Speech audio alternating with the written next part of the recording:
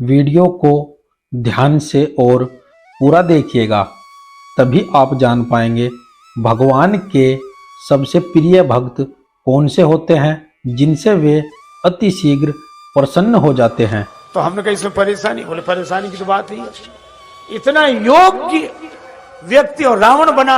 हमने कहा आज भी श्री राम लीला होती है तो रावण योग्य कोई बनाया जाता कि चाहे जिसको बना दिया जाता है? आज भी राम लीला हो तो रावण किसी योग्य कोई तो बनाया जाएगा, और दिखने में ही रावण दिखे और योग्यता ना हो।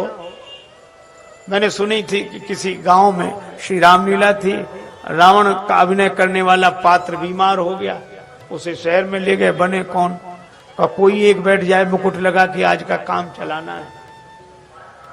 सो एक मिठाई बेचने वाला हलवाई था, बुद्धू, मोटा ताजा। गांव वालों ने कहा बड़ा योग्य है पर अपनी अभिनय की कला को छिपा के रखता, आप तो पीछे पड़ जाना। वो बेचारा बुद्धू नाम इसलिए रखा था, बहुत सरल आदमी। रामलीला कमेटी वाले गए कि हमारी लाज रख लो। बुद्धू बोला मिठाई बेचते हैं कि लाज रखते हैं? भैया तुम रावण बन जाओ। बोला हमें कुछ नहीं आता। बोले यही तो आपकी महानता है कि छिपा के रखते हैं आप अपनी कला। अब वो बहुत मना करे, बोले नहीं नहीं नहीं। फिर बुद्धू कैसा जो मान ना जाए। बोले तो अच्छा कहना क्या है? बोले कुछ नहीं कहना, आप तो योग्य हो, आप इतना ही कहना कि मैं दशानन हूं, मैं लंकापति हूं, बस। बुद्धू मान गए। दिन भर यही रटे हो, लोग मिठाई खरीदने आए, मैं लंकापति हूं, मैं दशानन हूं। लोगों का क्या हो गया इस बुद्धू को? रात्रि को जब स्टेज पे मंच पे मुकुट लगा के बिठाया बुद्धू, तो उसका शरीर तो ऐसा लगे कि सचमुच बड़ा।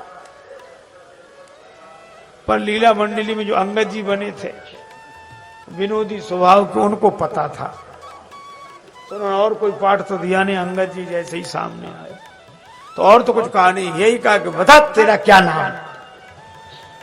मूर्ख बता दे बेगी का है तिहारो नाम, पूछो चाहत अंगद श्री राम को सहाई हो। सो घबरा गया और एक ही सांस में बोल के मैं लंकापति हूं, मैं दशानन हूं। जाको भय माने राजेश देश देशन के, सोई दस शीस नहीं करत बड़ाई हो।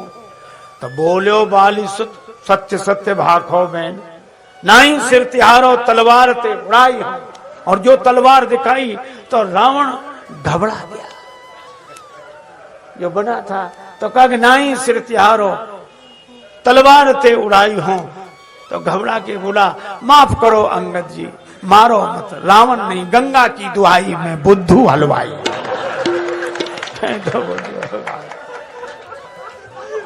तो ऐसे वैसे को रावण बनाएंगे तो यही होगा। आज आप विचार करो, जब आज की रामलीला में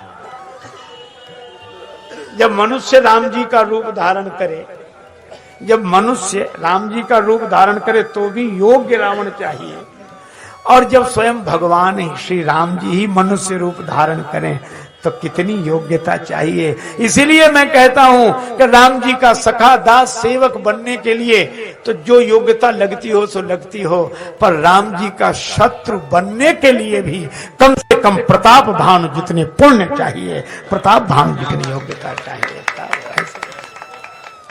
ये भगवान की इच्छा है, जय विजय उन्हीं के पार्षद हैं। यही तो रावण कुंभकर्ण है, तो भगवान इन्हें अपने में लीन करते हैं। तो ये काल की बात, और इसीलिए प्रताप भानु प्रथम समय पाए पुण्य सुन सोई राजा, और वो आपन अति असमय अनुमानी, फिर समय फिरा तई खल, समय प्रताप भानु कर जानी, आपन अति असमय अनुमानी। तो कुंभकर्ण ने जो कहा भयउ काल बस वीर। अच्छा एक बात और, किसी ने कहा कि भगवान ने मारीच को देव दुर्लभ गति दे दी, मुनि दुर्लभ गति, मुनि दुर्लभ गति दीन सुजाना। तो मारीच कोई भक्त है, मारीच कोई संत है? चलो मान लो कुंभकर्ण को अपने में लीन कर लिया, रावण को भी अपने में। ये इतनी ऊंचाई भगवान क्यों देते हैं? एक और तो मारते हैं, एक ओर तो मारते हैं और दूसरी ओर अपना धाम देते हैं, ऊंचाई देते हैं। क्यों? अरे कहा कि इसका सीधा सा अर्थ है, आज भी कोई श्री राम लीला में खलनायक की भूमिका में अभिनय करे तो मंच पे तो उसे बाण ही मारा जाता है, पर जो जितना बढ़िया अभिनय करे पर्दे के पीछे उसे इनाम दिया जाता है कि नहीं? ऐसा थोड़ी कि मंच पे उसे मारे फिर पकड़ के पुलिस में बंद कराएंगे साहब।